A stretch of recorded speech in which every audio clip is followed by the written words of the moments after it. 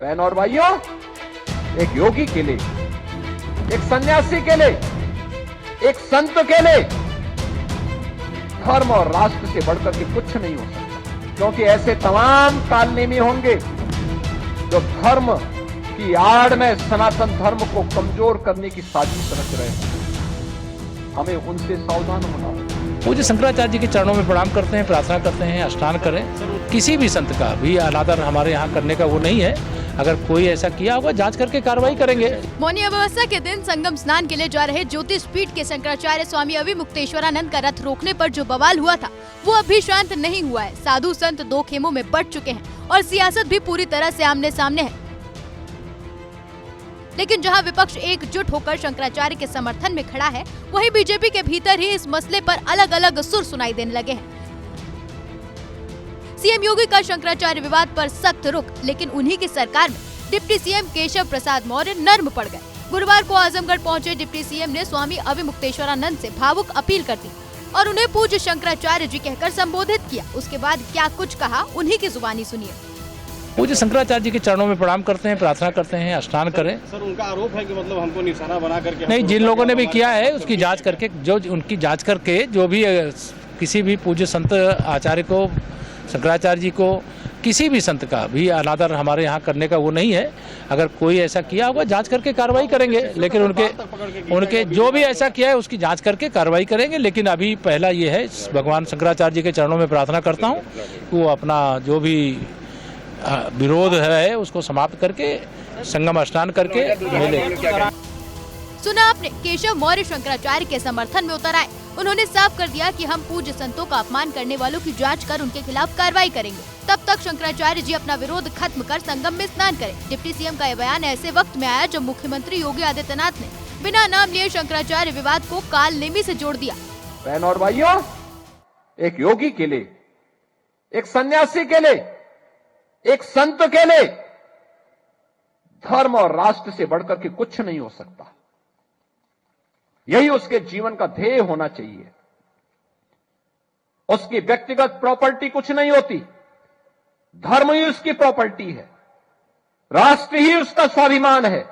अगर कोई राष्ट्रीय स्वाभिमान को चुनौती देता है तो हमें खुल करके उसके सामने आकर के खड़ा हो जाना चाहिए, उसकी चुनौती का मुकाबला करने के लिए खड़ा होना चाहिए। कोई धर्म के खिलाफ आचरण करता है, क्योंकि ऐसे तमाम कालनेमी होंगे जो धर्म की आड़ में सनातन धर्म को कमजोर करने की साजिश रच रहे होंगे। हमें उनसे सावधान होना होगा, उनसे सतर्क रहना होगा। अपने बयान में सीएम योगी ने जिस कालनेमी का नाम लिया वो एक मायावी दैत्य था जो साधु का वश धारण कर लोगों को भ्रमित करता था। ऐसे में भले ही सीएम योगी ने शंकराचार्य का जिक्र न किया हो, लेकिन उनके इस बयान को शंकराचार्य के खिलाफ माना गया, जिस पर शंकराचार्य ने करारा पलटवार किया। साथ ही डिप्टी सीएम की तारीफ भी की। जो बात कह दी गई है हम उसी पर दृढ़ हैं, विचार बदलने का कोई प्रश्न नहीं है। ये मेला शंकराचार्यों के द्वारा बसाया गया मेला है।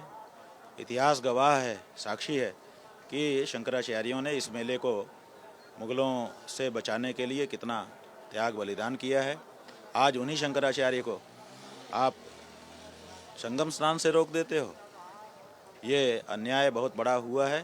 इसलिए विचार बदलने का कोई प्रश्न ही नहीं है। आप कह रहे हैं कि स्नान हम अभी रास्ते में ही हैं, इसके बीच का हल क्या है? कैसे आप स्नान करने जाएंगे, क्या करेंगे, क्या है इसके बीच का हल? उन्हीं से पूछिए जिन लोगों ने ये शुरू किया है।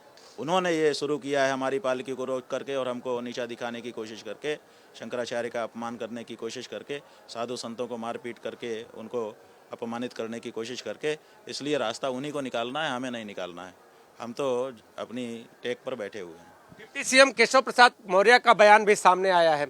अब उसके बाद आपको जानकारी में है वो बयान, तो उसके हाँ जी, हमको बताया गया है कि डिप्टी सीएम केशव प्रसाद मौर्य जी ने ये कहा है कि शंकराचार्य जी को स्नान करके विवाद का पटाक्षेप करना चाहिए। लेकिन शंकराचार्य जी की जो मानहानि उनके मुख्यमंत्री के द्वारा और उनके माघ मेला प्राधिकरण के द्वारा की गई है, उसके बारे में उन्होंने कुछ नहीं कहा है। लेकिन हम इतने से अच्छा महसूस कर रहे हैं कि कम से कम शासन प्रशासन के किसी व्यक्ति ने ये सोचा तो कि विवाद का पटाक्षेप होना चाहिए, अन्यथा तो उसको बढ़ाने का ही प्रयास यहाँ का प्राधिकरण और वो कालनेमी कह करके स्वयं जो कालनेमी बन के बैठा है वो आदित्यनाथ कर रहा है। ये कालनेमी का वक्तव्य दे रहे हैं। कालनेमी कौन था तो राक्षस और साधु बन के बैठा था। ये गौ हत्या बंद करने के लिए सत्ता में आए थे। हम हिंदुओं का वोट इन्होंने लिया था, गौ हत्या नहीं बंद किया। कालनेमी हुए कि नहीं हुए? साधु का वेश धारण करके आए कि हम तो गौ हत्या बंद करेंगे। गौ हत्या जो है निशाचर लोग करते हैं, तो हम निशाचर नहीं हैं, हम तो साधु हैं, हम तो गौ हत्या बंद करेंगे। नहीं बंद किया, 12 साल से बैठे हैं सत्ता में, तो इसका मतलब क्या हुआ कि अंदर से निशाचर हैं और ऊपर से साधु दिखा रहे हैं। तो कालनेमी तो ऐसा ही था ना, तो कालनेमी तो यही सिद्ध हो रहे हैं। बता दें कि बसंत पंचमी पर भी स्वामी अविमुक्तेश्वरानंद ने गंगा स्नान से किनारा कर लिया। साफ संदेश दे दिया कि वो इसे सिर्फ प्रशासनिक मामला नहीं बल्कि धर्म और सम्मान का सवाल मानते हैं। अब सवाल ये है कि क्या शंकराचार्य को लेकर बीजेपी के भीतर मतभेद खुलकर सामने आ चुके हैं? फिलहाल इस खबर पर आपकी क्या राय है, हमें कमेंट सेक्शन में जरूर बताएं।